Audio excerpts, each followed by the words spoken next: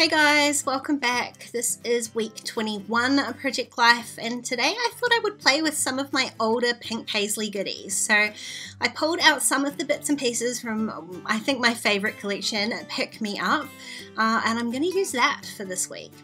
Now I started off by trimming out that journaling card, was part of a 12 by 12 cut apart sheet, but for the rest of it I'm basically just going to use this 6 by 6 pad. I have used a fair amount of this pad, so I'm kind of limited, but I definitely have enough to make a Project Life spread. I trimmed out the one paper that's kind of a neutral out of the pad. It looks a bit like note paper. I figured that was perfect for, I've got a photo of the office, which I just pulled off Google.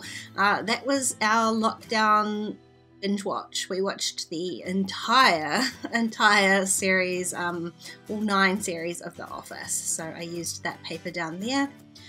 For whatever reason this week I decided to start going through some of the embellishments before I'd even really picked out sort of the cards slash papers, and I think it kind of worked because I managed to get kind of a nice distribution of colors. Like, by knowing what embellishments I want to use here, it means I can pick appropriate papers. Obviously I'm only using that one kind of journaling card, the rest of them are all just pattern papers, and so I need to rely heavily on the embellishment this week. I've gone through the die cut pack and I've pulled out a few different bits and pieces, and I know there are a couple of chipboard pieces that I want to use too. I love the chipboard in this collection. It's nice and flat, so it works perfectly for a Project Life. Just having a little look through there, but one of the die cuts that I did pull out was kind of a frame, and so I am going to have to trim my photo down a little bit, but it definitely is going to fit inside that frame. The frame is super heavily patterned, so like I said, I'm going to have to be careful about what kind of pattern I put behind that. And also that die cut that says this is where the fun stuff happens was perfect for my little desk shot. Now I tried a yellow, I auditioned a yellow, but we all know what color it is that I'm going to go with. Pink polka dots.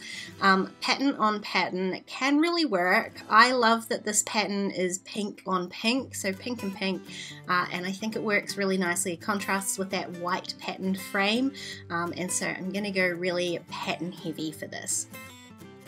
Now I really only needed to trim my photo down just a little bit on both sides. I had originally trimmed the photo out with a white border, so I was basically just cutting that off, and then the frame hides a tiny bit of my photo, but not enough for me to worry about reprinting it. So I just stuck that together and it gives me this kind of like Polaroid looking shape. And then I just want to work out like which half of the paper to use, the littlest dots or the biggest dots, and in the end I went with the littler ones because you don't actually see a lot of this background paper because the frame covers up quite a lot of it, so using the smaller section of that pattern means you get to see more of it. Now the other thing I wanted to use on here is just one of these large floral pieces. I tried a camera, but you can see it's not big enough to kind of stand out against all that pattern. So instead I grabbed one of these large chipboard floral pieces, and I'll use those a couple of times on here. I added it so that it's just slightly hanging off the edge of the card, and then I just trimmed that down with my scissors. It's another reason I love that sort of thin chipboard. It's really easy to cut. I had tried a few different things for this photo, and in the end I went with this little sort of burgundy colored die cut. It doesn't stand out particularly on the background. I like that it's got the gold foil so I can see the sentiment, not necessarily the sort of tag shape that it's on. And I'm going to add just a couple, well, 3 little hearts on here. One of them, the adhesive didn't come off the backing sheet, but I'm adding 3 little hearts for embellishment, and that kind of just draws your eye towards the die cut that you couldn't actually see. Now I ran the journaling card straight through my typewriter, but I do have one of the typecast ribbons on there so I can type in pink. I don't actually have the typecast typewriter, it is just the ribbon I use, but I love having that little bit of difference. So instead of black, I'm adding a bit more pink. There isn't a whole lot of black on this spread, so I love that that big lump of journaling doesn't take up too much sort of presence on the page. Now for my title card, I did choose a really busy pattern with the intention that I was going to add something a little bit more solid to it, so that I had a backing sort of background for my actual title. So again, I've gone with pink. It kind of ties in all of those colors that are already existing, and it works really nicely with the patterned paper that I've used as a base. So I just trimmed down a little strip of it, but I kind of wanted something to transition between the pattern and the solid, and so the smaller version of that cut apart sheet has this navy blue with gold, and there's kind of a lemony sort of pattern.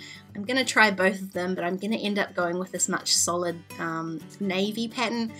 It just is a bit less patterny than the lemons were, so it works nicely with the two papers that I've already got on there. Just added a little bit of adhesive, and I'm adding that straight onto the join, and then I can go ahead and add my title. I'm going to use that sort of border as like a shelf, so I'm just going to stack my letters straight up on top of there. The downside with this being an older set is that I don't have any E's left, so I tried using a 3 upside down, but it kind of looked a bit weird. So in the end, I used a couple of F's, and I'm just going to use a third F and just trim off some pieces that will fit with my scissors. Once you stick it onto the paper, when you get it nice and snugly close, being foam alphas, this technique works really well. You can barely see that there's a gap in there, and it just looks like I've got 2 E's on there. So given that I've still got 3 more F's on there, it means that I do have the possibility of using words with E's on here. There was no labels or anything in the die cut pack, so I'm just going to stamp my date stamp just straight onto that pink background paper. To try and keep it a little bit more subtle though, I am going to stamp it in pink so that it just is kind of tone on tone. You can't really see it, but it is there. I just want to be careful to clean my stamp off and make sure that I use just a little bit of scrap paper. That Color Theory ink does tend to stain really badly. Luckily, I had a pink pen that matched perfectly. I could add my little heart, and I decided to pull in another one of those florals. Again, just a little bit more consistency.